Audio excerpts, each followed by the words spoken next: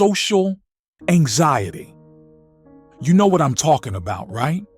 That feeling when you walk into a room full of people and your heart starts pounding like a drum. You think the party is like a monster ready to judge you, to put you down the social ladder. Why? Well, because that's what a negative judgment feels like. It messes with your confidence, your self-esteem, and yeah, even your chances with the opposite sex. Nature's tough, and it feels like it's harshly evaluating you every time you step into a social situation. So, what do? You start to hunch over, make yourself small, trying to be invisible. You're thinking, I'm no threat, don't notice me. This is a natural reaction when faced with what seems like a tyrant. You're scared, you're nervous, and your posture shows it. But let me tell you, that's not going to get you anywhere. It's like looking at a king and acting like you're insignificant. That's a losing strategy. Internally, it's even worse. Your mind is racing. What are people thinking about me? Do I look stupid? Am I being awkward? I hate this. I'm sweating too much. It's a whirlwind of self-doubt and fear. Everything is focused inward, on yourself. And that's the problem. Here's the kicker. You can't just tell yourself to stop thinking these thoughts. It's like trying not to think of a white elephant. You tell yourself not to think about it, and it's all you can think about. The real solution is to shift your focus outward. Look at other people, really see them. Why? Because when you look at others, you can start to read their reactions, unless you're completely socially unskilled. And some people are, and that's a different issue. You can usually pick up on what others are thinking if you pay attention. If you can talk one-on-one with someone, you can learn to manage larger groups too.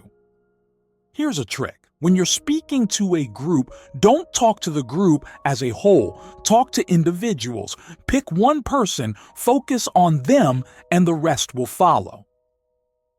It's like a domino effect. They reflect the group's reaction, and suddenly, you're not facing a faceless crowd. You're talking to people, just like you would one-on-one.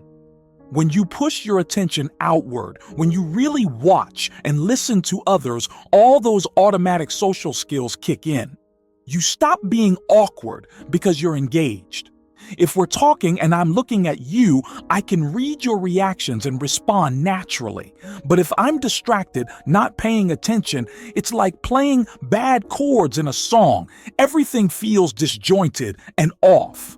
This is why paying attention is so powerful.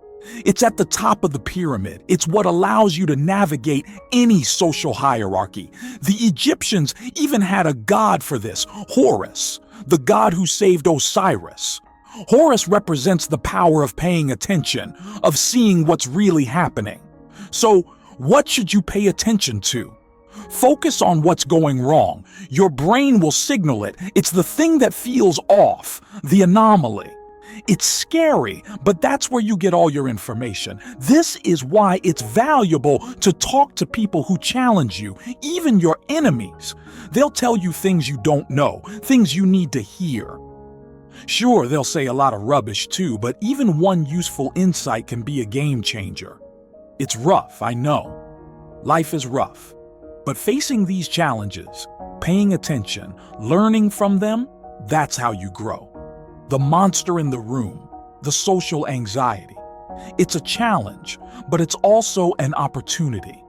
It's where you find the gold, the knowledge that helps you become stronger, more confident, and more capable. So next time you feel that anxiety creeping in, remember, don't shrink away. Stand tall, look outward, pay attention, and embrace the challenge. You've got this. Now, let's delve deeper into the mechanics of handling a social anxiety. Let's break it down step by step so you have a solid game plan to tackle this beast head on. Step 1. Understand your fear. The first step in handling social anxiety is understanding what you're afraid of. Fear often comes from the unknown. When you walk into a social situation, your brain goes into overdrive trying to predict all the possible negative outcomes. This is a survival mechanism. Your brain is trying to protect you. But in a social setting, this overprotective instinct becomes a hindrance. Recognize that your fear is often exaggerated. The reality is rarely as harsh as your mind makes it out to be. Step 2. Shift your focus.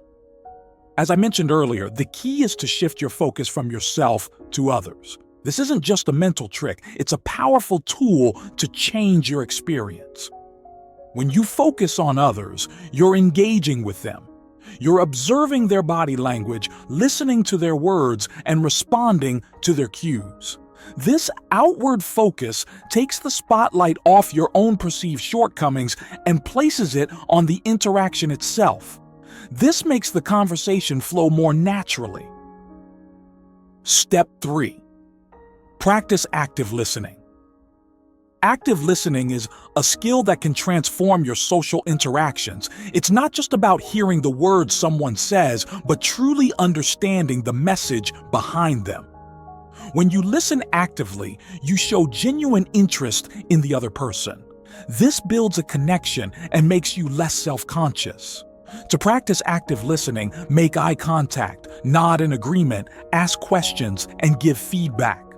These simple actions show that you are engaged and interested, which in turn makes you feel more confident. Step 4. Use positive body language. Your body language speaks volumes. When you're socially anxious, your body language often betrays you. You might cross your arms, avoid eye contact, or slouch. These are signals of discomfort and insecurity. Instead, use positive body language. Stand tall, make eye contact, and use open gestures. Smiling is incredibly powerful. It's contagious and can instantly make you feel more at ease. Positive body language not only affects how others perceive you, but also how you feel about yourself. Step 5. Prepare and practice. Preparation can significantly reduce social anxiety. If you know you're going to a social event, take some time to prepare. Think about topics of conversation, current events, or shared interests with the people who will be there. Having a few conversation starters in your back pocket can ease the initial awkwardness. Additionally, practice your social skills in low-pressure environments. Start small. Talk to a cashier, make small talk with a colleague, or chat with a neighbor. Gradually, these interactions will build your confidence for larger social settings. Step 6. Challenge negative thoughts. Social anxiety is often fueled by negative thoughts and self-doubt. You might think, everyone is judging me, or I'm going to make a fool of myself. These thoughts are rarely based on reality. Challenge them. Ask yourself, what's the worst that could happen? And is this thought rational? Often you'll find that your fears are unfounded.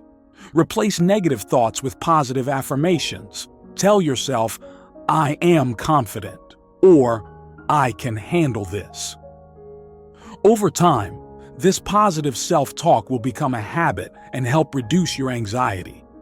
Next time you feel that anxiety creeping in, remember, don't shrink away. Stand tall, look outward, pay attention, and embrace the challenge. You've got this. You're stronger than you think, and with each step forward, you're becoming the best version of yourself. Don't forget to like, comment your opinion, and subscribe. Thank you for listening,